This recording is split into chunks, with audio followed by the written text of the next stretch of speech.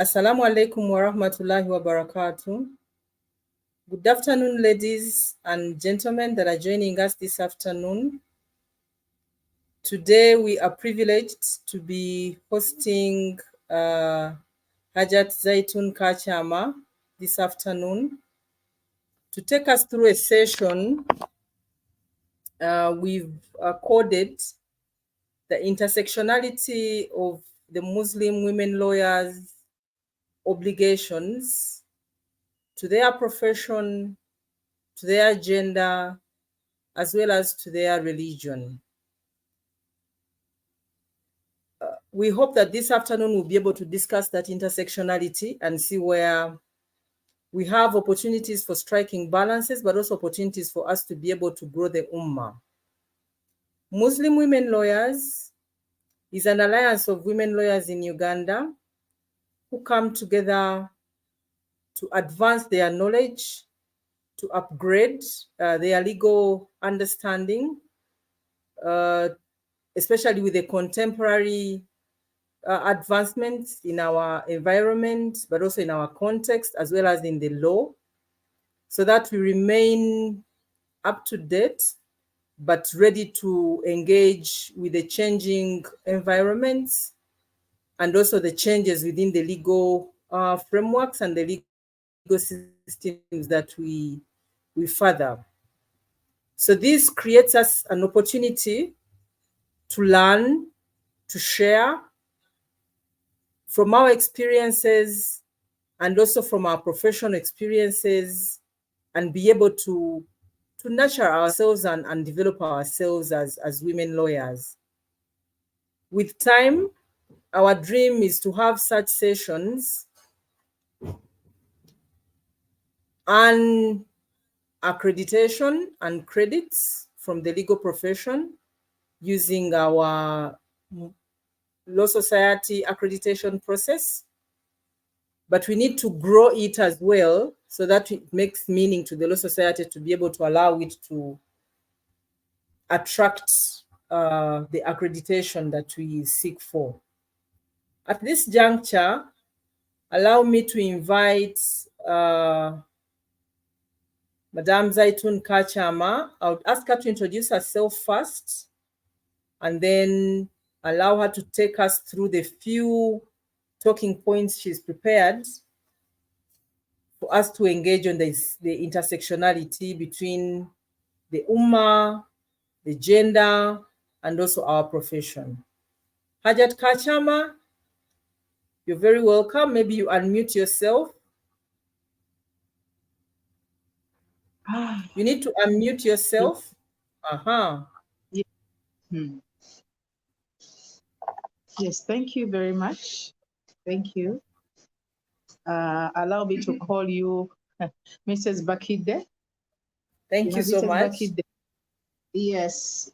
Bakide is an OB to my husband. My husband is just right here. He was asking me where the things you've written.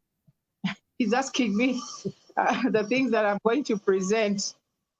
But all praises are Creator always. We are thankful to Allah every day. I usually implore my fellow women, after Jummah prayers, I usually have an after Jummah prayer session here on Nasser Road every first Friday of the month. And I was imploring upon them and myself, getting to get used to thanking Allah less than asking Allah. As I'm growing up, I found out that it is very peaceful to be grateful than to be on the side of the disadvantaged or the side of those who don't have.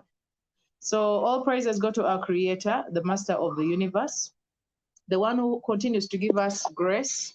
He has, given us another opportunity. The minute He gives us chance to breathe, He has given us an opportunity to make better. Whenever you wake up and you are still alive, Allah has given you a chance to say, I'm sorry. He has given us an opportunity to do more good deeds and to lessen the bad deeds. It is an opportunity for us to, improve improve our accounts that we have with him, and we are always grateful for life. The other thing that is important to be grateful to Allah is his blessing to us of being Muslims. We all know, those who don't know need to know now, that the best blessing Allah can ever give to a human being is Islam. And we always say that Alhamdulillah, we always say that Alhamdulillah ala ni'matil Islam wa kafa biha ala ni'mah. That we are so grateful to you, Allah, for the blessing of blessings of us being chosen out of the whole humanity to be the people who understand that our Creator is one, that Allah is alone, and He doesn't have to be, put to in addition to any other creation. It is such a blessing that anybody who does not have Islam in their life, no matter which sphere they're working in this life, whether they are judges, whether they are councils, whether they are policemen, whether they are leaders of nations, we pity them because they have this very big void in them that they cannot understand and will never know how to fill it. So we are so grateful to Allah for choosing us to be Muslims. We again thank Allah for blessing us with education, because I know that this is a platform of land friends. And of course, you can't be one without education. So we pray that this education that our Creator has blessed us with can be a blessing, and it can be a tool that we use to make ourselves better, make our families better, make our community nations better. I want to send peace and blessings to our prophet, the last prophet of all prophets. Our Prophet Muhammad is a creation, and he's the best creation. Our Creator tells us in the Holy Quran, as He Himself sends salutation to Him, He tells us and the jinn and the angels to send salutation to Him always, every time, anytime, because He went through a lot.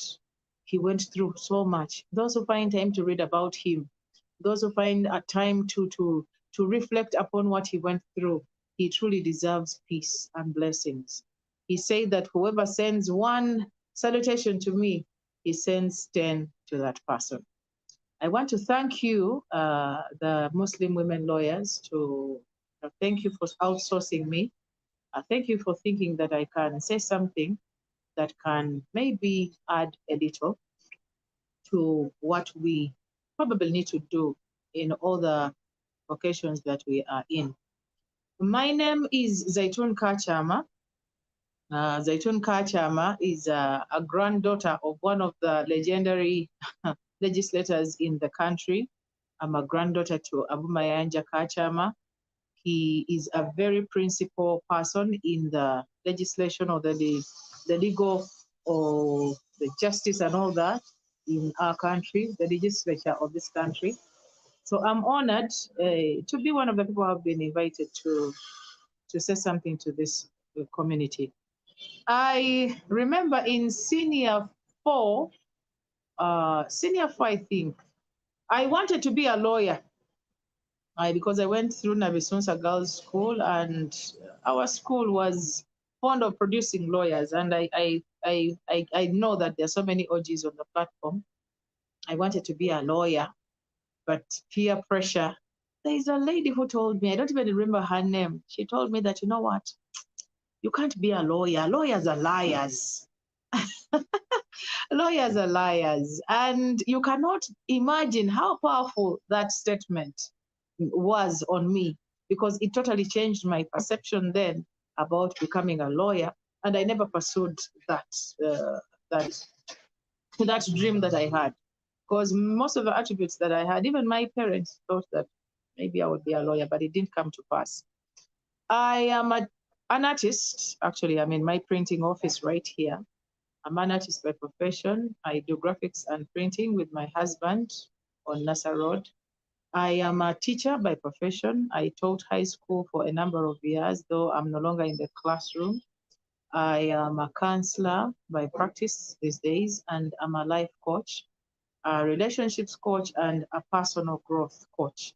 I would do coaching in a number of areas, but relationships and personal growth to me are very, very key to whoever is here and whoever is not here. I'm a wife. I've been married for the last 20 years to Haji Lukoya Muhammad, the only man that I know and I hope to know. We have been blessed with 10 children, 5 boys and 5 girls. My firstborn is going to do senior 4.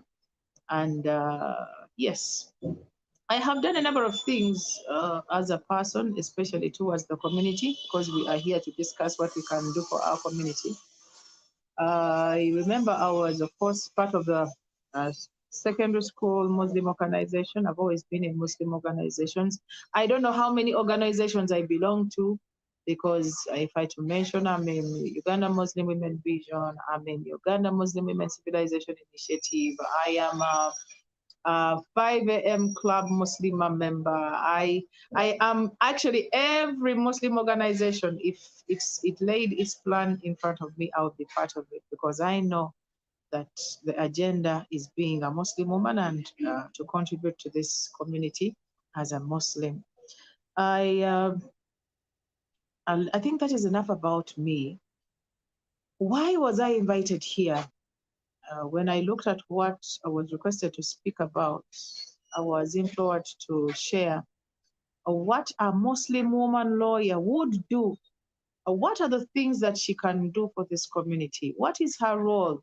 What are the things that she owes the Ummah as a Muslim lawyer, a Muslim girl whose parents have been, educated, and she has become a legislative person, or I don't know, a counsel, a legal person, someone who knows the bills, the codes of conduct, the ethics, the laws, those things. Most of you are the ones who know what they're called. But you know that a country is made by laws, a community is made by laws, and whoever is a stakeholder, the lawyers that we are talking to, and whichever levels that you've been able to take, you as a person who has been chosen by your creator, you owe this community. You owe this community because sanity is based on law.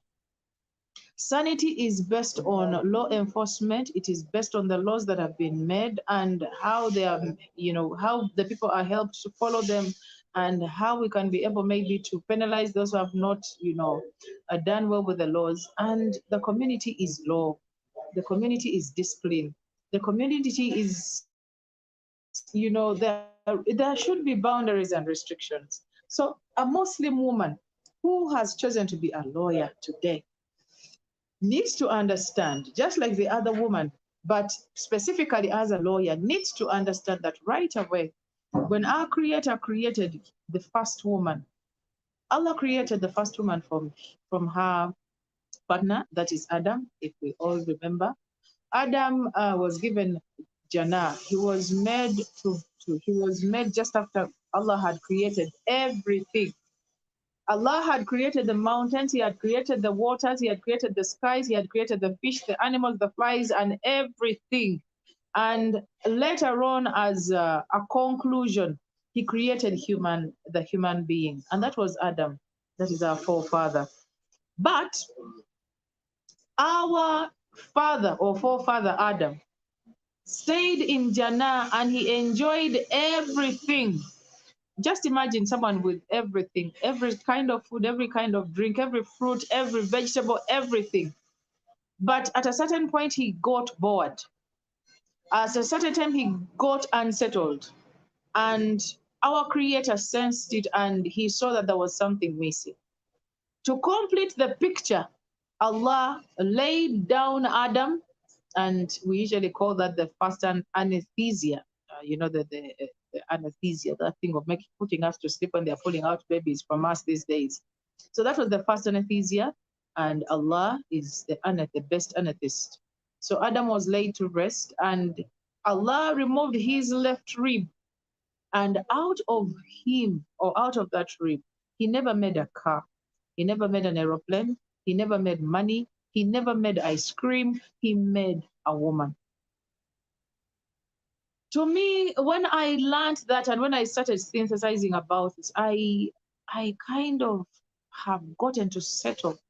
I've got the satisfaction of being a woman, and nothing can ever make me think otherwise. I have never dreamt of being the opposite sex because I know the woman completes the opposite sex. The woman is the icing on the cake, despite what the other gender can have or what the other sex can have, the cars, the money, and all that. The woman is the one that completes the picture. A man that does not have a woman today is not a man.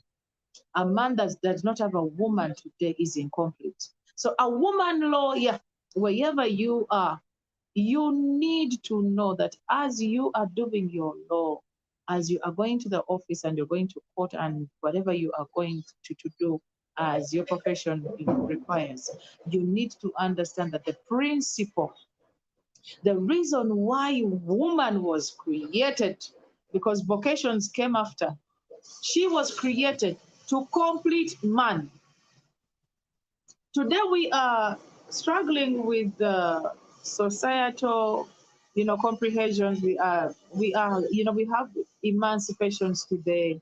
Today we have equality and equity. All those movements that keep coming in, and somehow they need the certain groups of people who want to make us believe that a man is not important and a woman is should not, that a woman can live without a woman. True, can live without a man.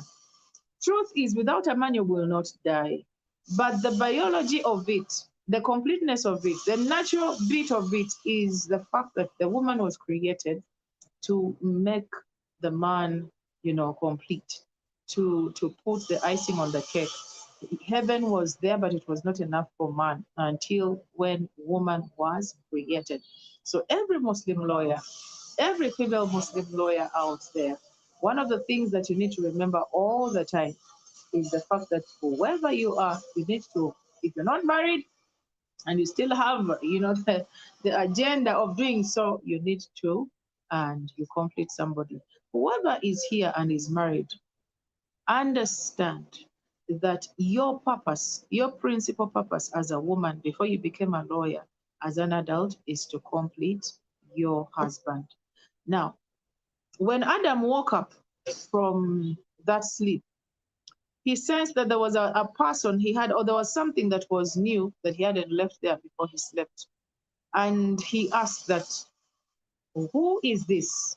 Just like you can talk in the darkness, sensing that there's somebody in the room, though you're not seeing them. He asked that, who is this? And our mother Eve, or Hawa, said that, I am Hawa. Adam asked her that, Hawa, why are you here? Hawa said that, I have been created to give you tranquility. I have created you to give you tranquility. And this always makes me smile again, because every man walking on this earth is restless, has no peace, will not even feel rich, will not feel healthy, will not feel a man, will never be in total without that source of peace.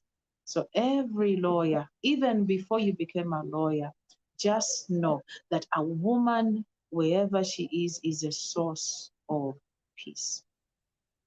So whenever you get out of yourself and you want to cause chaos, you want to go, to do, just even before you go to the bar, you go to the courts or wherever, from your home, you must be somebody who, you promote, you give, you provide peace. Whoever comes to you as a judge, whoever comes to you as someone who needs a lawyer to, someone has a case that they need to be helped in, remember always that you as a woman, you as a Muslim woman, you as a Muslim lawyer are a source of peace. That is a principle. A second principle, why the woman is walking this path. Okay. Number 3, these are contributions that we all need. You write down and you will tick eventually. What have you been able to do What have you been doing half? What can you improve? Wherever you are, please, when you find people who are about to fight, if you can get into that place, please ensure that you make peace. Ensure that you help these people, look into their each other's eyes. If there is a case that can be solved without, people tearing each other, without people, families being broken, without, property being taken. I know you know how your cases run. Some of these things I'm not so technical. If there is a peaceful way of putting things at peace. I remember there's a lawyer friend, an old girl who called me, and she told me, you know what, there is this couple that this couple that is fighting. They want to split. They want to kill each other. But I feel they can talk. I think they need to, to have an amicable way of solving this. And she called me in. She thought that maybe I could add an ingredient of looking at things in a larger picture, looking at things in today and the hereafter picture. Because for us Muslims, ours is not only earthly. Whichever case that you are handling, whichever, anything that you are going to that is legal, any challenge that you're trying to help the community with, you have this client, you have the other client, there is money on the table, there is no money on the table. Ours is here and the hereafter. So this lady, a lawyer, called me, and she told me that, please help this lady. Actually, she gave me the lady, and she told me, help me, talk to this lady, help her understand that the children, to look at the bigger picture of what is happening. Because, now, for example, if it is divorce, if a couple is splitting, we all know what happens after parents have split. In the beginning, it's not very evident. In the beginning, it's not vivid. The challenges that are to come later keep growing as the distance grows between these two people. The farther they go, the more the children are going to suffer. The farther they go, hatred increases and all that. So if there's a peaceful way, if there's a peace ingredient that you can add as a Muslim lawyer, please go ahead and do it. Number 4, hope I'm counting right. Hawa, the first woman on this earth, for us Muslims, ours is a role model thing. You don't do things just like it. Whatever you're doing, we'll ask you, where is the evidence? Yes, we have women lawyers who put on their nice, beautiful suits. You people look smart with your figures in those very tight and short skirts, black, and you look very beautiful, very sexy. And of course, you could kill any case. But at a certain point, we shall ask you that dress code. Where is the evidence? Which role model are you copying, and where is it taking us? And then, our creator, where is he in this part, and all that. But before we go there, our mother or our grandmother or our foremother, Hawa, was given a role of giving birth to mankind. One of the things that I know lawyers don't do is give birth. You're like midwives. Lawyers don't give birth. I don't know a lawyer who has more than 5 children. If they're there, we applaud them because we know it is a juggle. We know that it is a challenge. We know that it's something that is very, very, very hard to do. I think I mentioned that I have a number of children, but one of the roles, a principal role of a Muslim woman, later on, just after you becoming a lawyer, lawyers are intelligent women. Lawyers are the cream of the community. That we all ascertain. One of the reasons I gave birth to many children, I kept telling my friends that, you know what, I want duplicates. I want zaituns all over this world.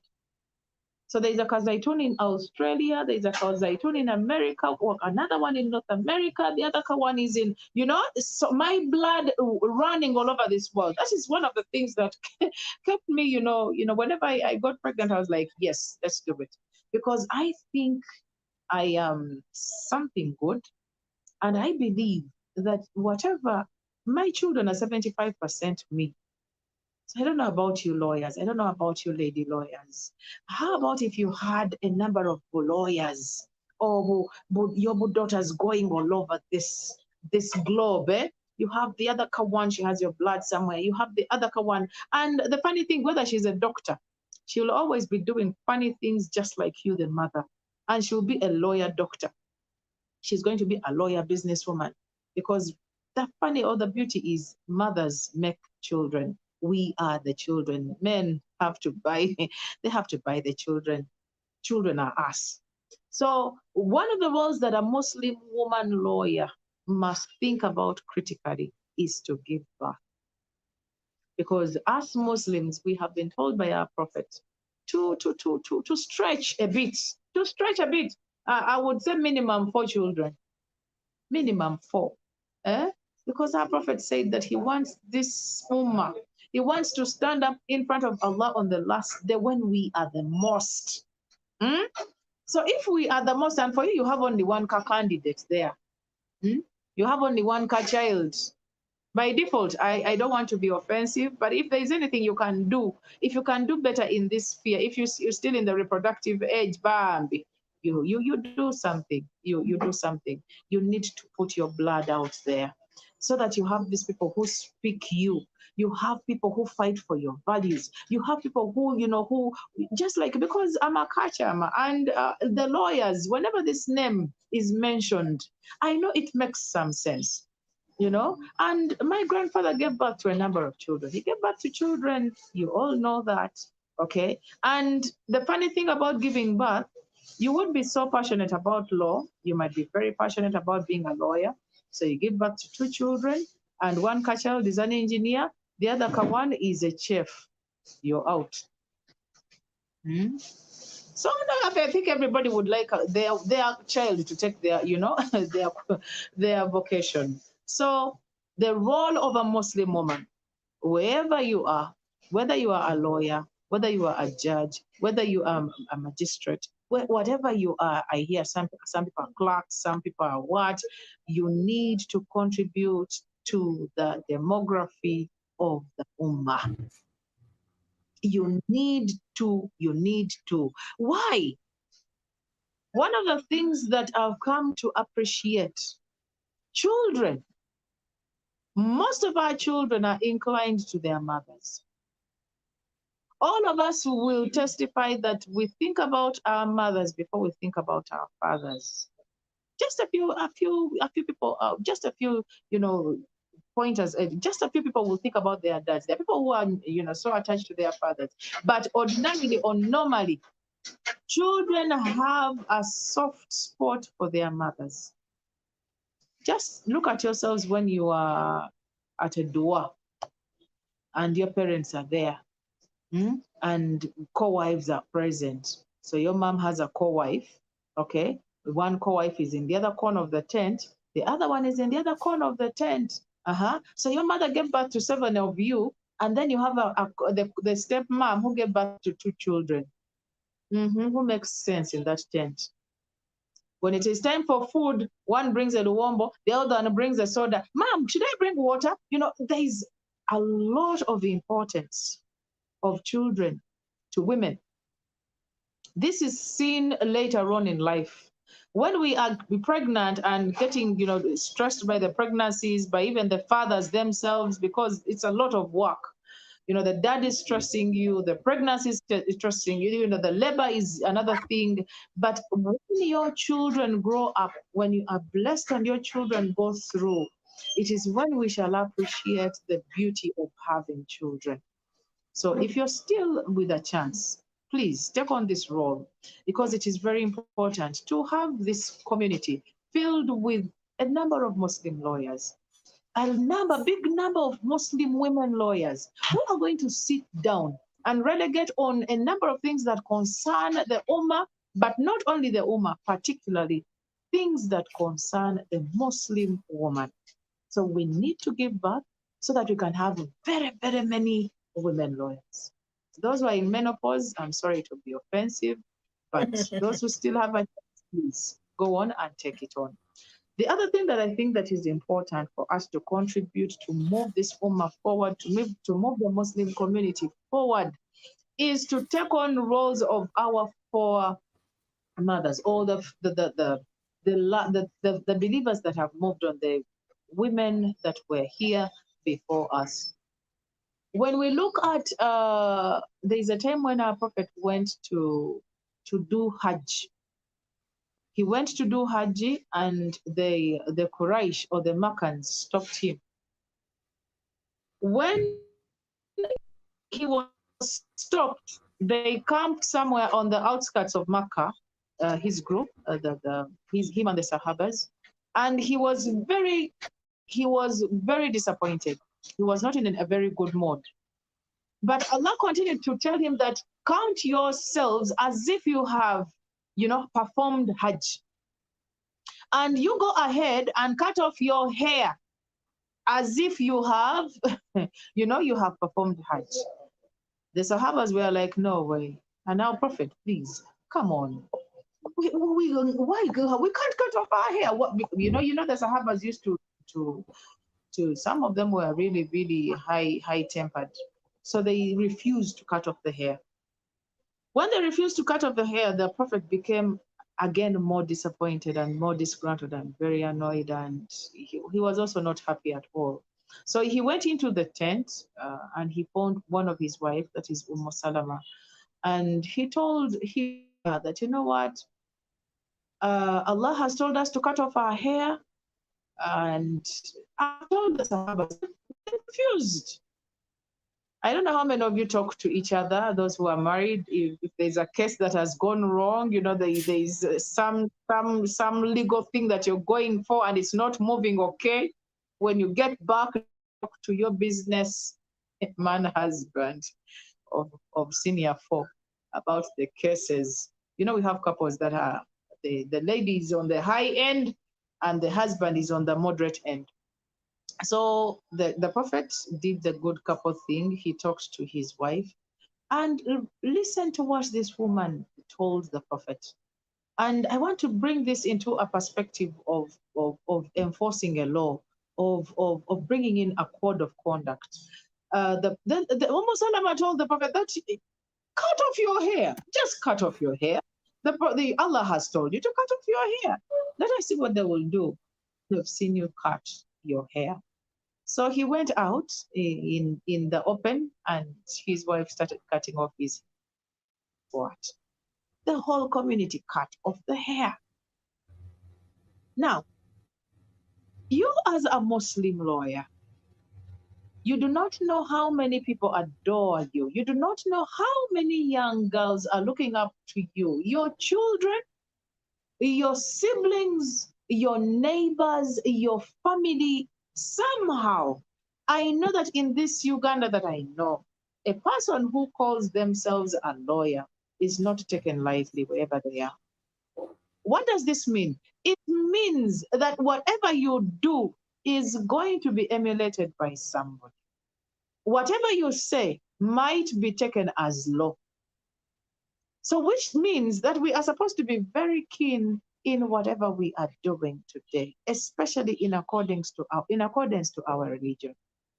When you go to the cream of the community, when you go to the level of the high end of the community, and that is the lawyer, you no longer have, we don't give you grace. You no longer have grace. You don't have space of doing whatever you want. Okay? You owe the community to follow your religion to the dot, because somewhere someone is looking at you as the person who understands nearly everything. Okay, so you look at Umm Salama, in a very simple way, she told her husband to cut off her hair, his hair, and every gentleman just cut off the hair without even answering, without questioning. One of the other things that I read is there's still another foremother of ours, one of the Sahabiyats. She had issues with her husband, so she kept asking the Prophet that, Ya Rasulullah, I'm tired of this man. I want to leave this man. And the first time the Prophet told her to go back and try to make amends. She came back and she told this the Prophet that I am tired. I'm tired of this gentleman. And the Prophet told her, please go back. Please go back and see. Let me talk to him. She came back the third time. And the Prophet told her, okay, you give him his mahar and you leave. The lady went back and continued with her marriage. But she said that she went back as many times as she thought she could. She wanted to hear whether there was no provision for the woman to be able to live a bad marriage in case it is truly, truly a bad marriage. So Huru, or the woman's side of divorce, was brought into place by a lady who insisted on behalf of the other women or the fellow women that a woman can be able to leave a bad man, so that it's not entirely upon only a man to do talak. Okay, so we are seeing that these are ladies who had other women in their consideration, not only thinking about themselves. We go ahead again and look at our mother Aisha radiallahu anha. When we read about Aisha, she did so many things. Aisha is said to be the favorite of her husband's wives. Aisha was the youngest, and we know that there's contention when it comes to Aisha's age. You people who go into the Islamic law and the Islamic information, Aisha was given to the Prophet at a somehow a tender age, but geographically, when it is interpreted, the Arab children, of course, grow differently from the Buganda children, supposed to say. But there are people who are going to say that Muslim men marry young women. You as a Muslim lawyer, you are as a Muslim woman lawyer, what is your contribution to such an argument? Today we have debates on polygamy, for example. Today we have debates on inheritance, okay? Who has sat down, you as a Muslim woman, in addition to what you know as a lawyer, in the general law or in the specific law that you are doing, you need to go deep inside some of these things and you understand them. We get sympathy when we hear a lawyer, a Muslim lawyer, a Muslim female lawyer, saying that Islam is unfair when it comes to, for example, inheritance. When they say that when it comes to inheritance, a girl picks one and a boy picks two. Where a woman takes one, a man takes two. And the religion or Islam has gone ahead to justify this. And whenever you get the details, you truly, really, really understand. Just briefly, men, when it comes to inheritance, take twice what we get. And it is such a beautiful thing that this religion does not leave a woman hanging at any point in her life. For us, we are daughters when we are young. When we are growing, we are sisters or siblings to our brothers. When we get married, we are wives to our lovely husbands. And when we grow older, we are, mothers to our sons. So these gentlemen continue to be responsible for us throughout their lives. Please tell the men out there that they have a responsibility to take care of the well-being of the woman in all the way there, because it's so funny that a boy of say 9 years can give away his mother of 50 years in marriage. It's so beautiful. It's such a wonderful thing. You can't find it anywhere. So why do men pick two? Why do they take twice what we get in inheritance? Men are responsible for their wives. Men are responsible for their mothers. Men are responsible for their daughters. And they are responsible for us, their wives. Okay? So that means they have a triple or quadruple responsibility when it comes to the society needs as human beings.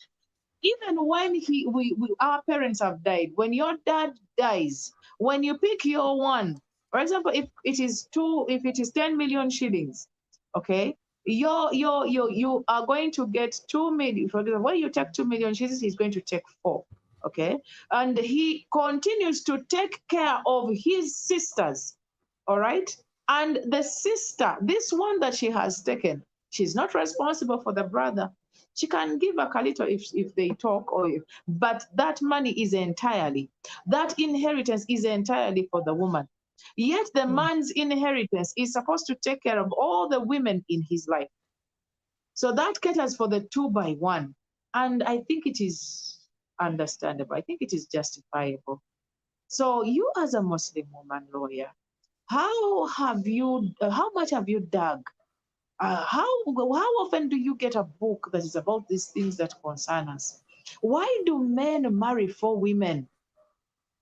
And who is even supposed to marry the 2 women, the 3 women, and the 4 women? Sure, why does it come when it comes to this point? How come when it comes to polygamy, most of the people who make most noise, most of the people who are most against it are the legislators, are the women lawyers?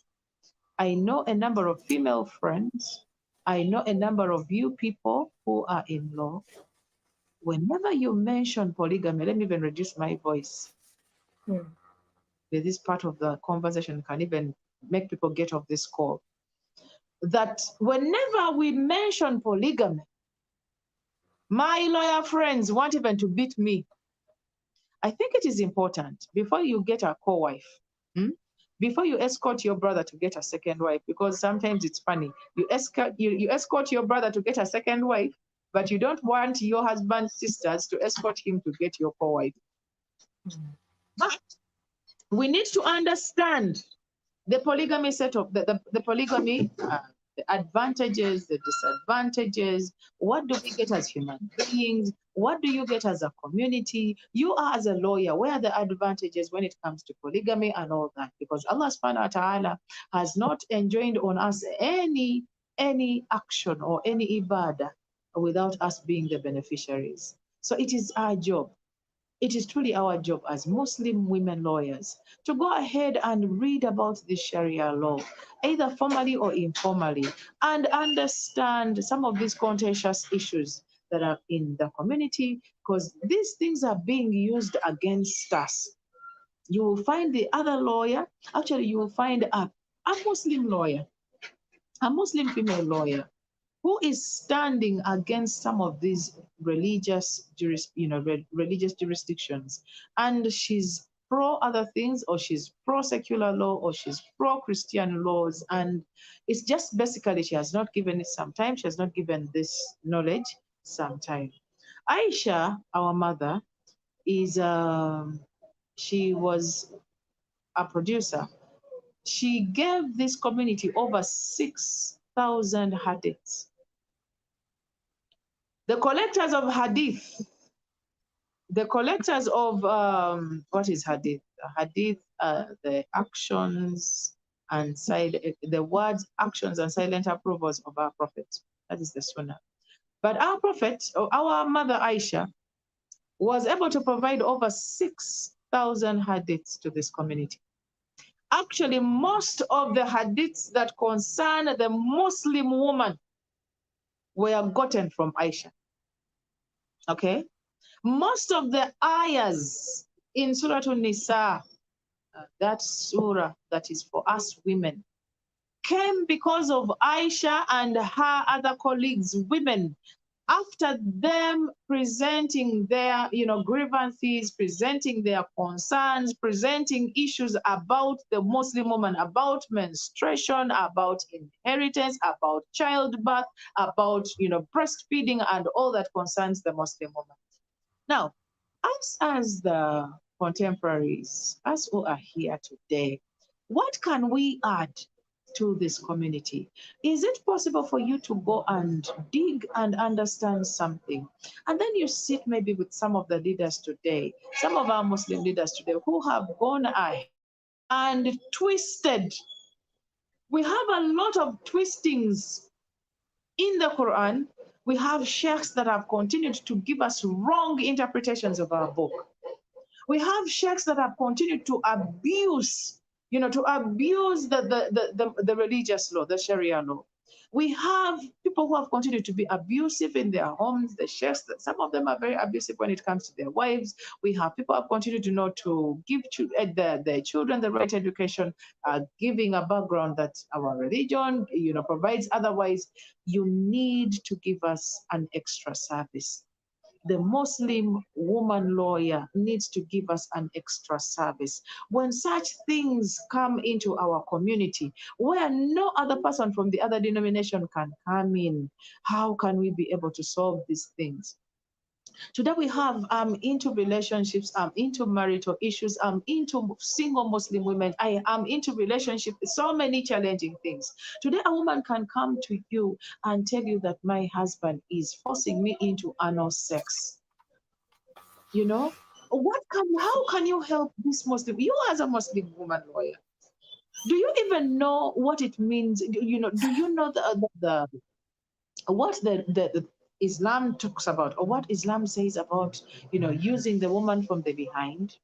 Okay, and we had we had the former saga, or the propaganda that was going on of DNA, for example.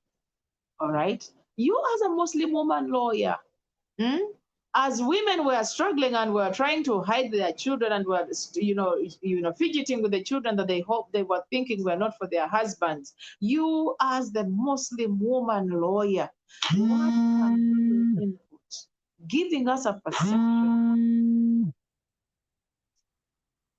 giving us a perspective or a perception that is not biased, a perspective that is informed, a perspective that is evident, a perspective that is very strong and very firm and has a very strong foundation, a perspective that is going to bring sanity to the community. So, trying to pick from our mother, Aisha radiallahu anha, who spent a lot of her life, because they tell us Aisha uh, was with the Prophet for over, because the Prophet died when she was around 32. She was around 32, and Aisha lived up to around 60, to over 60 years. She lived nearly the longest when it came to the Prophet's wives, and she never gave birth. She never gave birth to a child. Hey, Muslim woman lawyer. What is the perspective when it comes to a woman who has not given birth and she's in a polygamous family, and the family, the Baganda family, for example, does not, they don't revel, they don't enjoy women who are barren. No family wants a woman who has not given birth. How can you help a woman who has been married to her husband for over 40 years, but Allah has not blessed her with a child? And even though when she has she has got a part in the will, some men have been so nice in putting their wills right, and she has been given things or her right in the will, but the family is not willing to give her what she's rightly supposed to get because she never gave birth. Okay, so Muslim, you as a Muslim woman, I don't know. I see that there is too much that we need to go into and look at and see where we can be able to contribute and give our opinions. Opinions, I say, opinions that are not biased, opinions that are founded on religious background, opinions that are very informed, of course, getting ayahs from the Quran, getting, feedback from people, the scholars that we trust, and other sources of information. So our mother and many of our mothers were learners of the religion, and they went ahead and taught it. Aisha used to teach men. She used to teach men about, a number of things that the Prophet talked about. Aisha was the frontliner when it came to giving information about women affairs, because our Prophet most of the time was shy to talk about private things, for example, the menstruation, sexual satisfaction, and all those private things. He usually used to send our mother to the ladies. So what can you borrow? Which leaf can you borrow from this part of our history? Muslim women lawyers, sorry, we believe that lawyers have money. We are sorry. You will tell us otherwise. But somehow in Uganda, whenever you mention that you are a lawyer, someone believes that you have money. And you know that our community, the Muslim community, is a growing community. We are always upcoming artists. Somehow for us, we are always building something. There is no mosque. I have not met a mosque that can cater for its bills comfortably. Somehow, all the time, there is a need for contribution. There is need for begging. I don't know what you have to say about these people who throw money. I'm so bitter when I talk about this. Who taught Muslims to fold money and they throw it at the Imam? Lawyers, how can you help us? Someone folds like a 1,000. He's at the back near the curtain near women, and they've asked money for the electricity bill, and he throws it above the heads to the feet of the Imam. But the major point here is contribution, funding the community. Funding the community. Is it possible for us to get mosques, for example, and we take charge of, for example, their water bill? You can choose to say that, you know what, this business of asking for money, because I don't like it. I'm sorry, me, I don't like it. Asking money every after swala, every after swala, every after swala. Is it possible for us to whisper in some of these, the leaders of our mosques, and we tell them that, you know what, Imam, is it possible for us to take care of these two bills, the electricity or the water, depending on how we have been able to organize ourselves, so that we reduce the stress that is put on the community every after the other swala of asking for, please give us 100,000. We need 1,000,000 shillings. We need every time. How can the Muslim woman who has gone into the legal department of the community help here? In a part of, in many organizations, like I mentioned, we visit orphanage centers. We are educating orphans. Recently we were running for a baby's home. Some of you know. We continue to contribute to the bills, like I've mentioned. We do caravans and we go and visit, people who are far out, they're out of this, they're far off that, and they're so disadvantaged. People who need things that we no longer even want to look at. Is it possible for the Muslim woman lawyer to make a group of ladies who make caravans every other 3 months, maybe 4 months, or twice a year? And we take this trip. It's a beautiful trip, by the way. One of the things that I've found that is very, very, it brings back life into somebody, is moving away from your comfort zone, moving away from Kampala, moving away from that, black and white attire of yours. And you put on your canvas shoes and your jean trousers and you move away and you go thousands and thousands of miles from here. And you go and assist somebody. And you go and take a pair of trousers, a hijab. You people have so many things that you don't need. I don't know. I could help. I could give you the contacts of some of these organizations, but we could as well be very vigilant. And, it is on our work plan. We go out there and we do charity in kind. Because the charity, you give money, they ask for money and you give, but there is charity. You carry sacks on the head, you carry rice, you go and open the bags, and you get a mug and you give rice in buveras, and you physical contact with the disadvantaged part of the community. These are things that make you understand. These are things that make you truly believe that you are a very blessed person. When you go for a caravan, for example, if you visit an orphanage center, you can never come back and sit in your rolling chair and, you start doing whatever that you could be doing wrong. So charity, funding the community in the best way, in a sophisticated way. We are looking for a corporate way of doing things, because Islam is corporate. Our religion is corporate. Our religion is legal. You know that all our things for us, we do not do things that don't have agreements, that don't have contracts. For us, we don't deal without writing. We live, we are told not to sleep for 3 days without writing wills. So our religion is very corporate. We are looking for that corporate touch from the side of people like the Muslim woman lawyer to come and help. Why should we sit on torn mats? Why should we continue to have, you go to a mosque and you find we have sapatuze chibariga. How do they say that in English?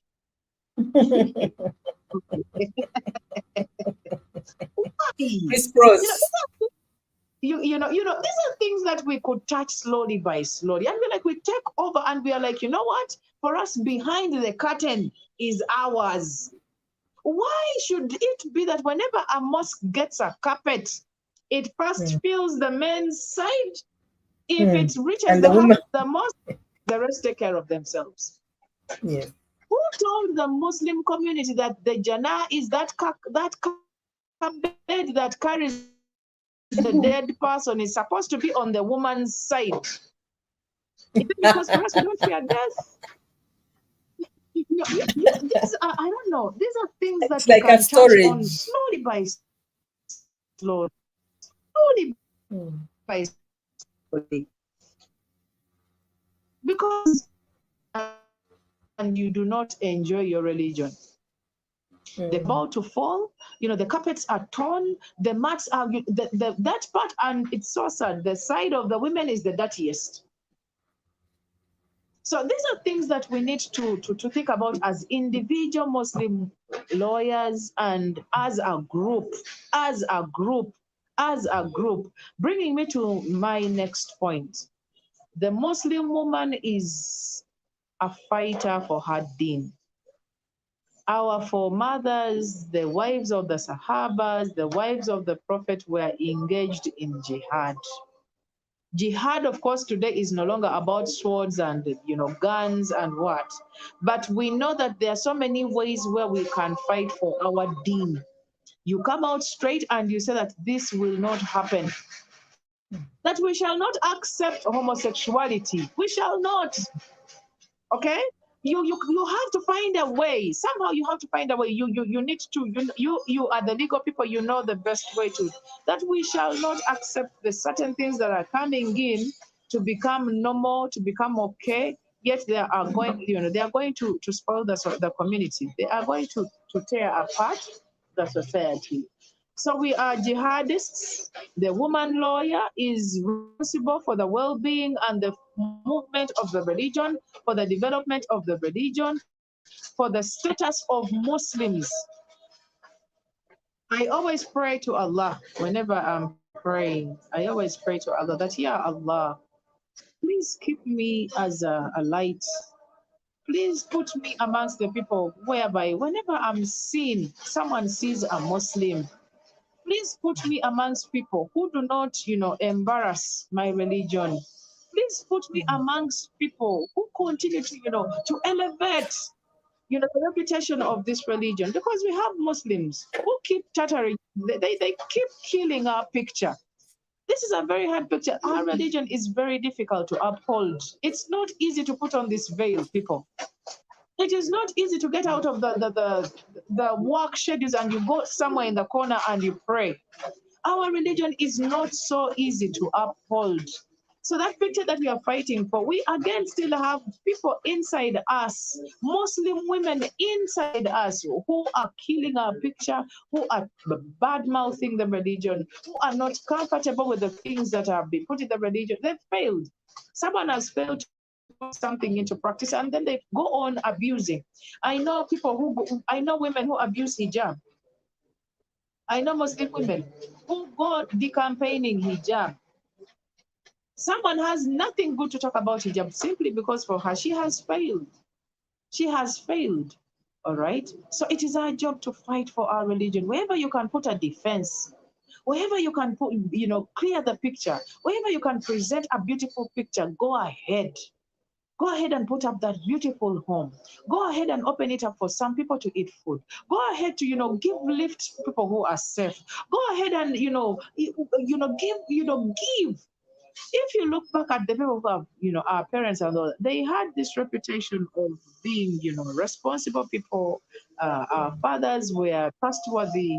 Our fathers were, they used to open their homes and people used to come and eat food from their homes. Our fathers were very clean. Our grandfathers were very clean. Muslim homes were very clean. And so many other things that, it showed a very beautiful reputation for our religion. And it is a role. That is our jihad today. And of course, we all know that the jihad our Prophet left for us is the jihad of the nafs, the jihad of the soul, the jihad of our, intellect. Lawyers are very intelligent people. And most of the time, what is disturbing you between you and your Allah is your magazine. Whatever they say, you have an opinion.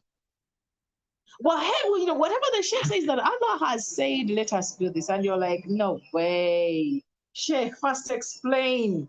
You first, I have not, you need to understand like 1,000 times, and eventually you don't even understand at all. So that jihad, the fight between us and our, that soul of ours, that soul that has gone through those, courses, those 4 years of yours, that LDC, and the stretches and journeys we go through to become the legal person, it eventually, kind of compromises your willingness. It compromises your submissiveness. It usually compromises, and know that Islam is total submission. Ours is a deen of total submission. Bikunyumira, tebikunyumira, you love, you don't love, you do. Because at the end of the day, none of us is going to wake up with that gown. None of us is going to wake up with the white shirt and the suit. We are all going to wake up naked and we are going to account. We are going to account. All right. So we continue to fight for our deen. We are supposed to be very critical contributors to the legal system of the nation and the community at large. We are supposed to, now let me go to what I am. No explanations as we wind up. We are supposed to be part of the development, the economic development of the community. We need to make mega savings. Let us pool money that is directly and is supposed to cater for our challenges as the community. Let us pool money, 10 people, 100 people, 300 lawyers. Today I have 3 savings groups that are put together as me, small me. I have a group of women who save 100,000 every 2 weeks. 100,000 every 2 weeks. We are 16 ladies, and we give 2 ladies. Whenever the 16 are done, we give 2 ladies. That is 800,000 in 2 weeks. And that is money that can do something for this woman. All right. Then we have what we call 100 days, 1 million shillings. But that is small me. I don't know what it can mean to the big lawyer. Okay. We have what we call 100 days, 1 million shillings. Every 100 days, a woman is supposed to save 100,000 shillings. And that is 10,000 a day. Okay. And we are hoping that at the end of the year, we shall have pulled around 80 million shillings. That is small me. Translate this into what you are. Translate this into where you're coming from as lawyers. How much money can we save in 100 days? Did you know that if 10 Muslim women lawyers saved 1 million shillings, that would be 100 million shillings in 100 days? And do you know what 100 million shillings can do for this community? Do you know what 100 million can do to a woman? Some of the lawyers are not doing well. They're just smartly dressed. You know it. Some of you are not doing well. And it is our job. It is our job to look inside the community and see some of us that can be helped here and there. 200, let me see, 10 women saving 10 million, that is 100 million again. Okay? 10 women saving 100,000, that is 10 million shillings in 100 days. So I don't know what this money can do for you as the Muslim woman lawyer, as an individual, and as a community. And I truly believe that on top of that, it can be able to do so much for the Muslim Ummah. It can do so much for the Uganda as our country. Of course, it's important to look at, after savings, it's important to look at investment. We need to think of how we can invest as Muslim women lawyers. Last week, I was given an opportunity to visit South Sudan. I was invited by the Muslim community there. The ladies are there. They're making money. They're making money. The money is kind of easy to, not easy, but it can be found. You can easily sell. The things they're selling are bought. So I know that one of the biggest Muslim charity, female Muslim charity organizations is Sudanese. The biggest charity organization of women is Sudanese. There was a time that organization used to give 10,000 cows for Adhiyah. 10,000 cows. Women, Muslim women. We have a lawyer here listening to me today who has never slaughtered a rabbit for Allah. They are here. But we know that all of us are going to be struggling for rewards at the end of this life. Who told women that it's men who are supposed to slaughter? Who told women that it is men who are supposed to do zakat, to give zakatul fitr?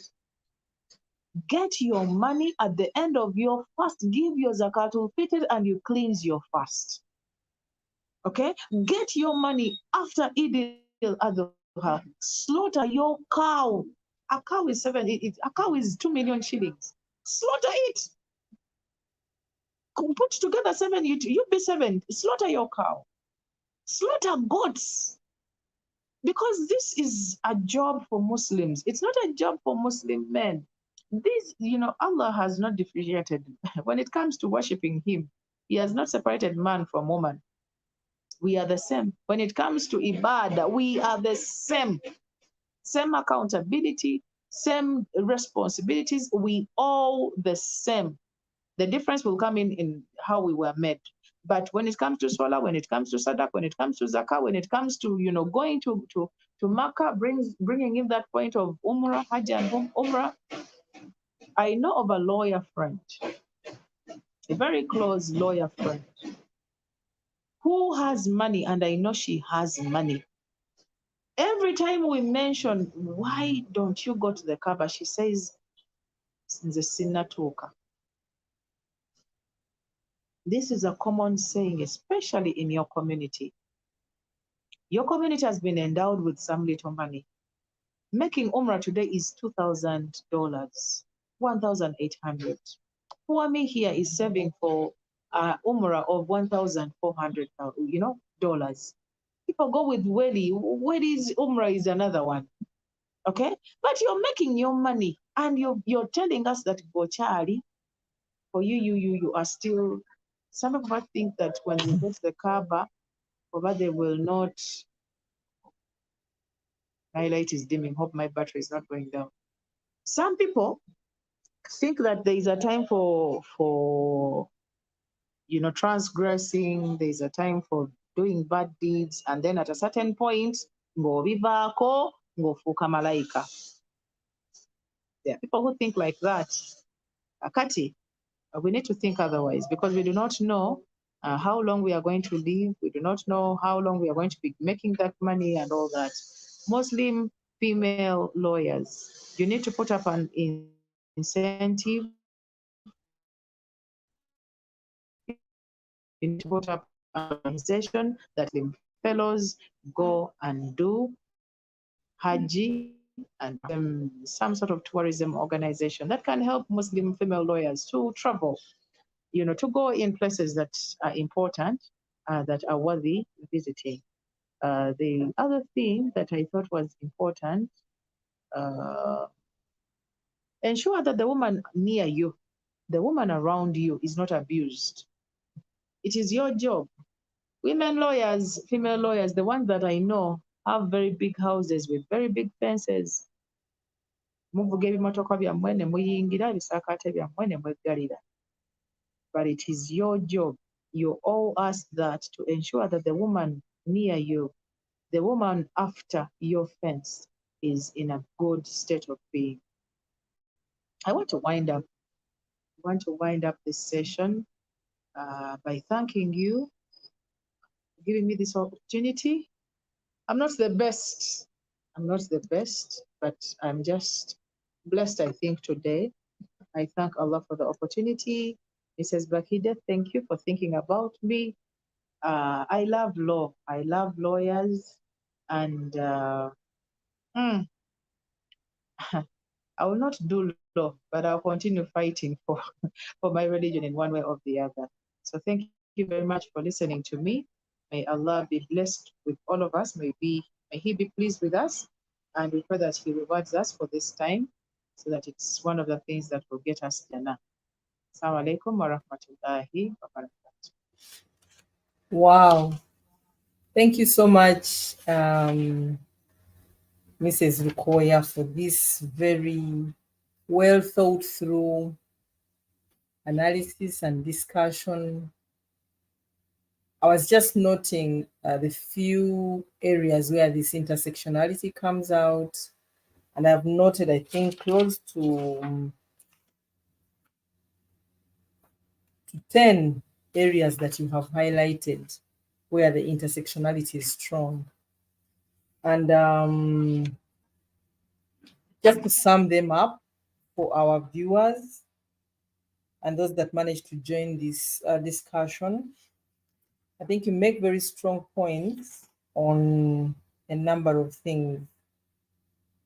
Our role as members of the Ummah, with the obligations it comes with, our role as judicial officers or people who are knowledgeable in the law and are advancing the use of that law to ensure that we always make peace as we defend and seek justice for our clients, peace as we advance the law, the jurisdiction, and all the actions we take in the name of the law. Then our role as the setters of the code or the responsible for putting that code into action. What kind of code are we showing out there? And does it model our roles and the goodness in those roles? Then our role as women in the reproduction, not forgetting that very important role in the furtherance of our role as lawyers, and our role to nurture associated with it, and of course the passing on of knowledge as much as possible, and then eventually contribution to the demography of the Ummah, which is very, very important. Then the number of people we inspire, or the many people we inspire out there, including the young girls, which also is associated with the code, how we conduct ourselves, and whether we conduct ourselves in a manner that inspires others, in a manner that has been prescribed by the religion, and how we really further that. How do we conduct ourselves? Maybe it requires for us to reflect further on whether our conduct really fits into the code of conduct that is set by religion, and then whether it relates with the law we've learned and studied and given us a profession. Then our role in defending the positions of the Ummah in the different spheres and spaces where we are, because certainly those who do not know would not understand why certain things happen in a certain way within the Ummah. So our role in really defending those positions that the Ummah has taken on issues that are more gender insensitive, let me say, on issues of inheritance, on issues of marriage, on issues of polygamy, which really comes into marriage. The understanding, creating that understanding for everyone to really be with the same understanding. For me, that is a very strong intersectionality that we have to bring out. And then guard what comes out into the public domain. What kind of perspectives are we exhuming as women lawyers who are also Muslims? What the perspective we should have is a perspective that should be really, really strongly inherent in the evidence of the religion, in the hadith, in the Quran, sorry, the other way around, in the Quran and in the hadith. And as you say, there's so many hadith that have been advanced that we can teach ourselves and learn and use as evidence. Then our role in giving back to the Ummah, to the community in various ways. We've talked about so many ways. Some we may really be nearer to, but there are so many. And how do we challenge ourselves to continue this giving back? Because we are considered in this society to be at least a level above so many. And as such, the community relies so much on us, and the expectation is high. Then, most importantly, our role to fight for the deen, the jihads. I think for me, that spoke so much. How do we emulate the four believers, those who were there before us, and what they did in fighting for the religion? How do we emulate them? How do we elevate the religion? How do we create the light that provides the vision and the guidance for many? Then eventually our role for economic development. Indeed, like you say, economic development really varies and has quite a number of facets. You talked about the giving back through different contributions that are made. You talked about our role as Muslim women to do so many things, and the same responsibility that is occasioned to both men and women. It never varies, it never changes because one is a man or one is a woman. It's the same obligation, you know. Then the protection of those in our space, in our environment against abuse. While you talked about protection of women, to me, it would really speak to the overall protection of those that are within our space against abuse of any sort and any kind, which really crowns it all. So, for the women lawyers, members of this alliance that have joined us this afternoon, that conversation was really to provoke our minds, was really to create fodder for us to chew on and enlighten us on many aspects that we have probably not paid attention to as we further one obligation against the other. For me, what speaks so much is the role to make peace. As you know, law is about justice and furthering justice, but how do we ensure that there is peace between those that we defend and those that are seeking justice? How do we ensure that there is always peace as we advance justice in all sorts and in all ways? How do we ensure that there is peace as we resolve various legal challenges and legal misunderstandings between different people? How do we ensure that we further peace as we defend even those we know, given the facts that are before us, but of course, with a different instruction, could have been responsible for the certain things that we are in court for? How do we ensure that there is that peace?